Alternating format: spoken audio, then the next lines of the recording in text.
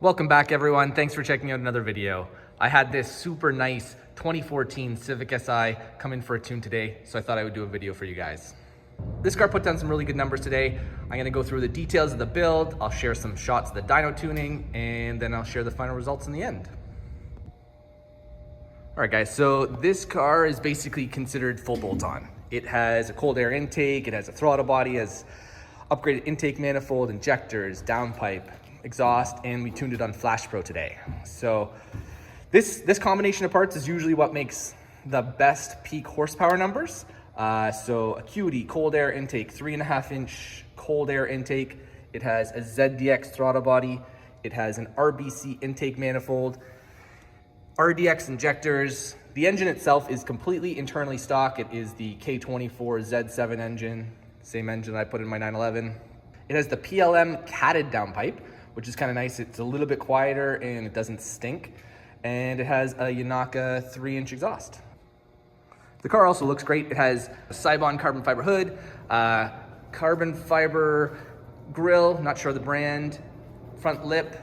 It has NK RPF 1s, 17x9 plus 35, 235, 40-17 tires, wheel combination all around. It also has a hybrid racing short shift kit, which is really nice. It feels great. And I don't know, I really like the 2014, 2015 Civics. Like, the interior is super nice. I actually like the 4 doors a lot. I think these look great. But anyways, enough about the car. Why don't I get to the shots of the dyno poles and then share the final results.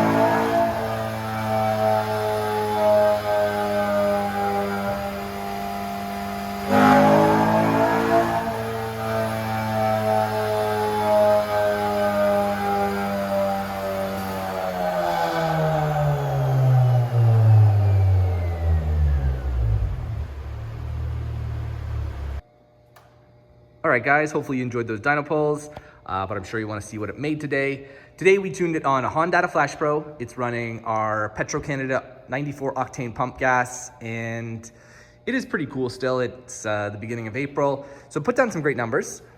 Today it put down, this setup put down 214.9, so basically 215 horsepower, 175 foot-pounds torque.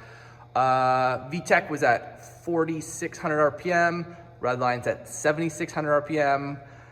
These cars, VTC, it's like usually around 20 or 25 degrees in non-VTEC, and then 30 to 35 degrees when VTEC engages, and then it tapers down to about 10 on this one, I think I said.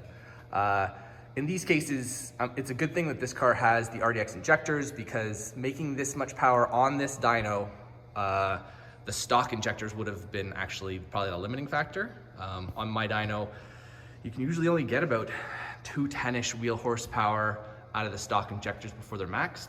These RDX injectors were only at 70% duty cycle today, so a little bit more room to make a little bit more power. Yeah, great results for this setup, especially considering it has a cat. A lot of cars come in without a cat, and this one's kind of nice. It's a little bit quieter, even though it's still pretty loud. These 9th gen engines are pretty loud, but it also doesn't stink as bad, which is nice. And it's better for the environment. So yeah, great numbers for today. I think the owner is gonna be super happy with the results. And yeah, that's about it. Hopefully you guys enjoyed the video. Thanks again for watching. If you haven't already, consider subscribing. If you liked the video, do me a favor, hit that like button, and I will continue to keep making these videos for you guys. So thanks again, and I'll see you again soon. Bye now.